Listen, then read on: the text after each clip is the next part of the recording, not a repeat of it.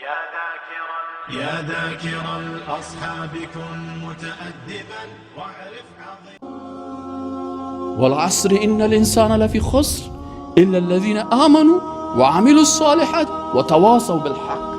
تو حق گفتن نمیتونی، عروس خفه میشه، داماد خفه میشه، پدر و در شرک مبتلا است.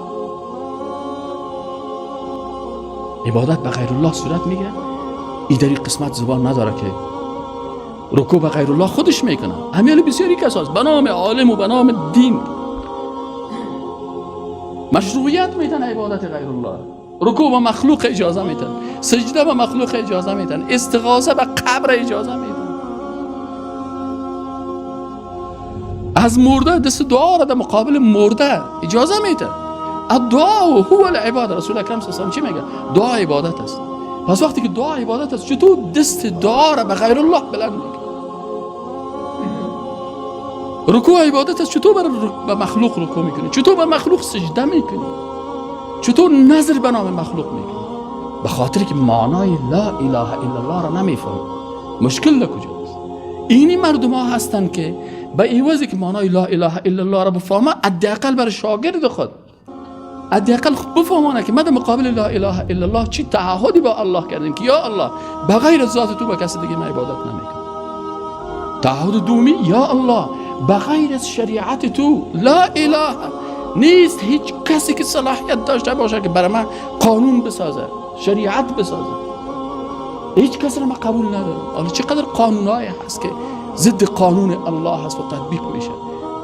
یک کسی میگه من سوسیالیست هستم، کلمه میخوانم، این جاهل است. اونجا کلمه میگه که لا اله نیست هیچ کسی یا الله که تو تعهد میکنم که بغیر از شریعت تو قانون کسی دیگه اینا نمیپذیرم، قبول نمیکنم، تطبیق نمیکنم. سوسیالیسم مسلمانایی هستن که سوسیالیست هستن، مسلمانایی هست میگه مسلمان هستم و کمونیست هستم. چطور میتونی با لا اله الا الله کمونیست هم باشی، لا اله الا الله هم بگویی؟ فمن یکفر بالطاغوت، اول باید به طاغوتا کافر شوی. طاغوت کمونیسم، طاغوت سوسیالیسم، طاغوت ماتریالیسم، طاغوت دموکراسی، اینا طواغیت هستن. اما معنی لا اله الا الله را نمیفهمن. تعهدی که با الله کرده در لا اله الا الله نمیفهمن. ما تعهد کردیم که الله بغیر از شریعت تو قانون کسی دیگه را برای خود تطبیق نمیکنم. پس چطور میتونم که سوسیالیست شوم؟ چطور میتونم کمونیست شوم؟ چطور میتونم سیکولر شوم؟ چطور میتونم به فلسفه های مثلا نشنالیست شوم، قوم پرست شوم؟ یا خود رأس هر کدام از یک طاغوت قرار داره. در رأس کمونیسم که قرار داره مارکس، انگلس، لنین، سه طاغوت. در رأس نشنالیسم و قوم پرستی کی قرار داره؟ هتلر و ماسولینی، دو طاغوت.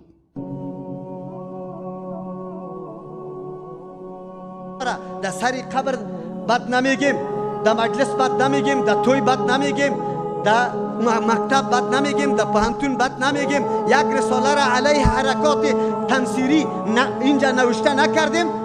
ما در سری قبرم علیه وهابی، سلفی، در سری منبر مسجدم، در مکتبم، در پانتونم، در مسجدم، در هر جای امی گپ است. رسانه خو بی از او گلاس پیشش نداریم، باید پشتی ما بگویا به خاطر که تمویل از اموجه میشه. ما خزوا گله نداریم، خو از تو علم گله دارم.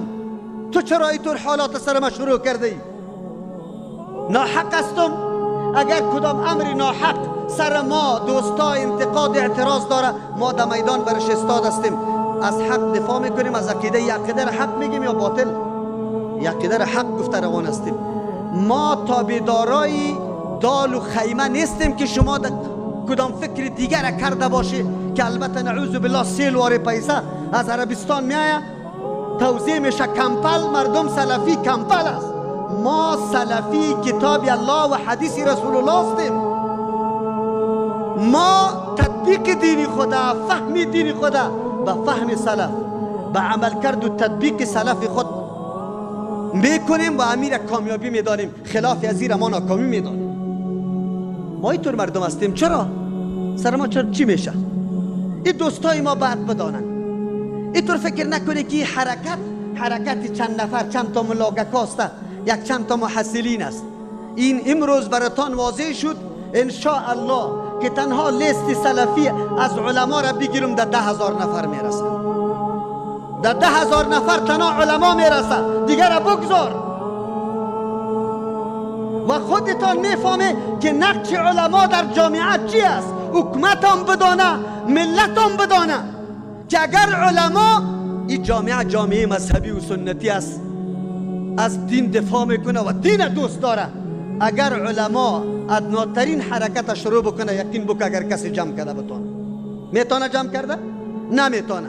ما در فضای آزاد آواز خود به مو مخالفین خود که هر کس باشه و علیه ما تبلیغات میکنه برش میرسون. دست به جنگ و جدل نزدیم، شور ماشور نزدیم. اگر مسئله جنگ شود گپ در کسرت نیست. این را یاد داشته باشید. صحابه خیلی کم بودن، خود دنیا را فتح کردن. انشاءالله شاید در اینمی مردم کسایی باشه که سریازی عقیده از جان مال اولاد تیر باشه. هست کسی تیر؟ اگر واقعیت از اخلاص میگیم دو دست بالا میکنیم، دو دست بالا میکنیم. جزاکم الله خیر، بارک الله فیکم،